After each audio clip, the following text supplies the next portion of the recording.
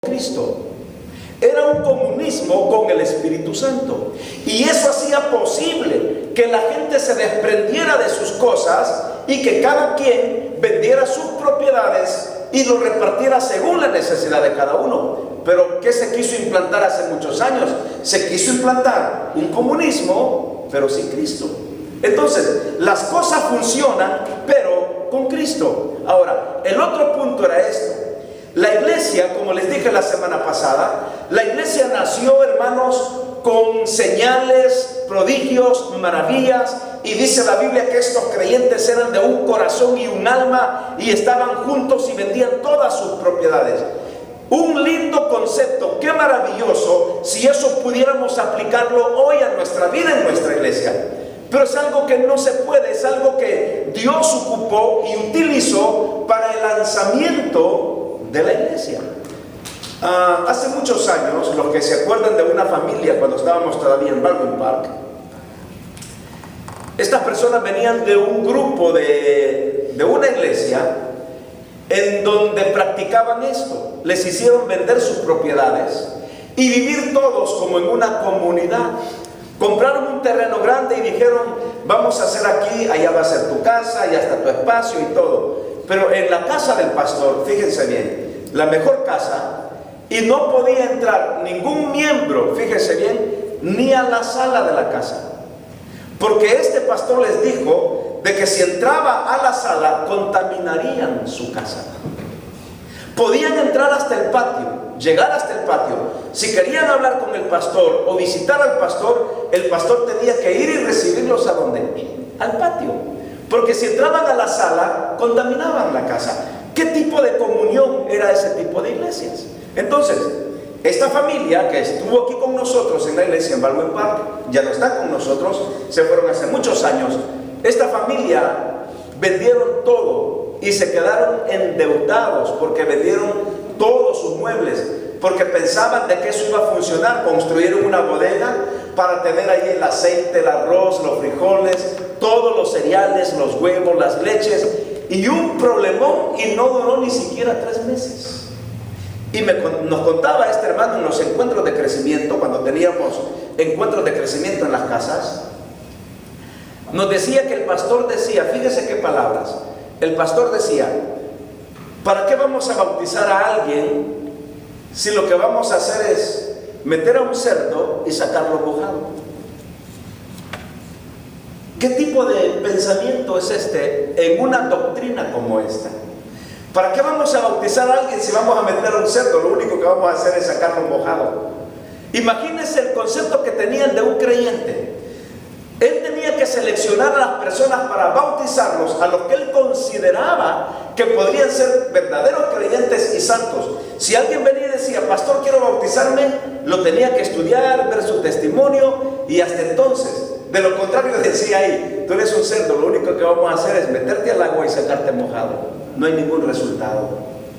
Este tipo de doctrinas no puede funcionar en ninguna parte del mundo.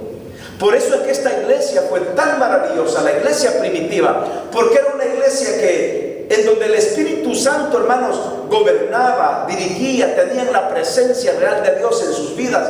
Los métodos, los sistemas, las formas de gobierno han cambiado totalmente. Pero ¿cuál era el requisito para pertenecer a esta iglesia? ¿Qué dijimos en Hebreos 10:25, hermanos? No dejando de congregarse como algunos tienen por costumbre. Hebreos 10:25. Entonces, uno de los requisitos es ser asiduo a los cultos. ¿Sabe qué, hermano? Un cristiano que es fiel a la obra de Dios asiste regularmente a su iglesia, ama a su iglesia, quiere a su iglesia, protege a su iglesia.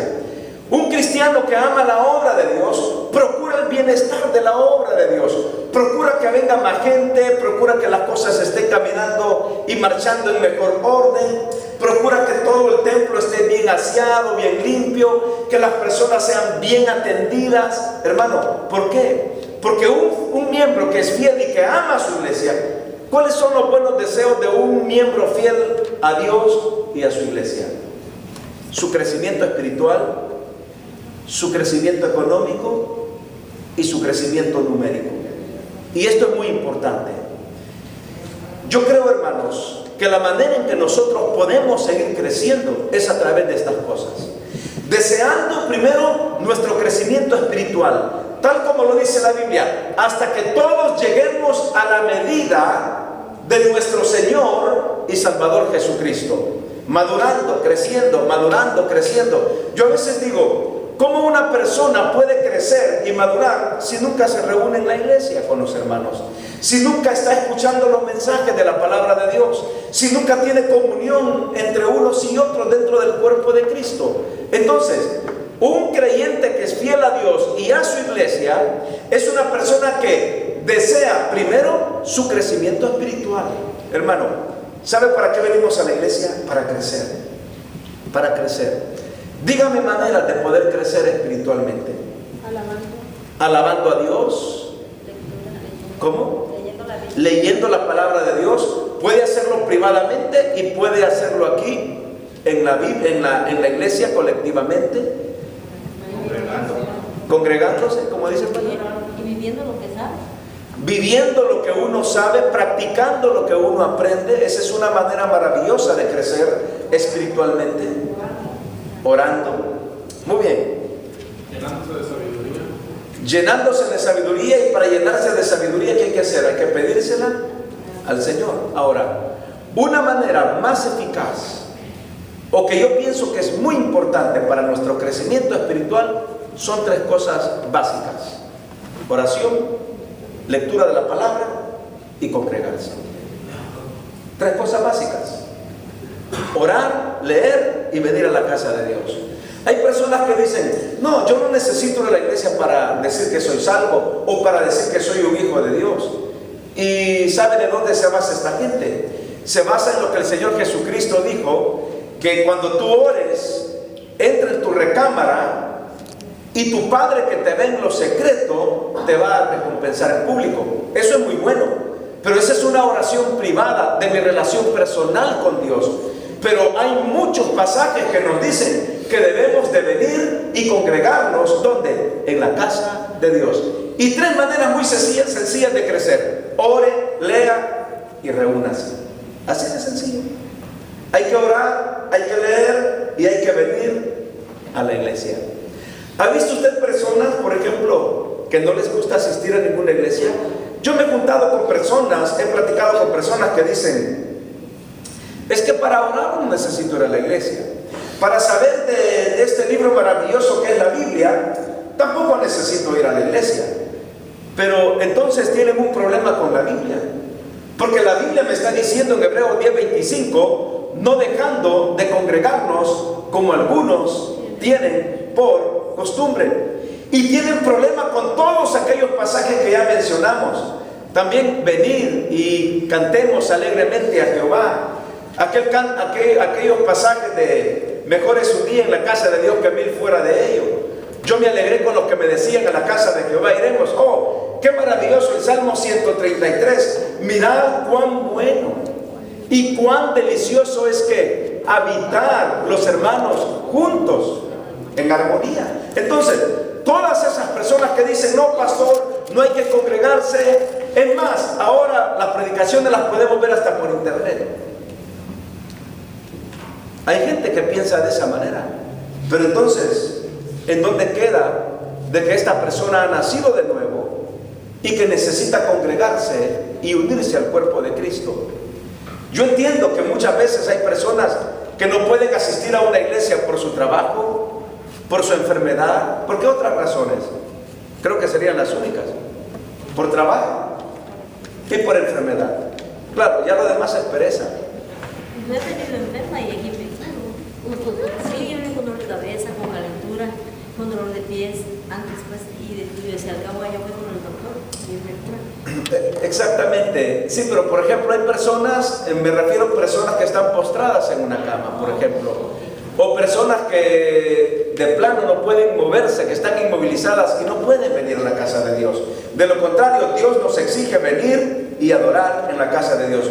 Una cosa más, como no hemos hablado de la regeneración, hemos hablado de venir a los servicios, ser por ejemplo, asiduo a los cultos, a los eventos. Miren, hermanos, qué lindo es cuando venimos mucha gente. El domingo hubo mucha gente en la iglesia. Y realmente cuando casi se llena el templo, yo creo que todos salimos como más animados. Salimos regocijados y decimos, wow, qué bueno, estamos creciendo, los hermanos están viniendo para adorar al Señor. Claro, cuando la asistencia baja, no es que yo me desanime y que diga, ya no vamos a seguir, o el otro domingo vamos a poner un rótulo ahí, cerrado por desánimo. Qué horrible sería, ¿no? Y poner un rótulo cerrado por desánimo. Y los 5 peloncitos que vinieron se regresaron más desanimados todavía, porque el templo estaba cerrado. No hablamos de ese desánimo. Hablamos de que, claro, nos sentimos tristes porque hermanos que pudiendo venir no vinieron a la casa de Dios. Entonces, ¿qué debemos hacer? Animarnos, estimularnos unos a otros para estar en la casa de Dios.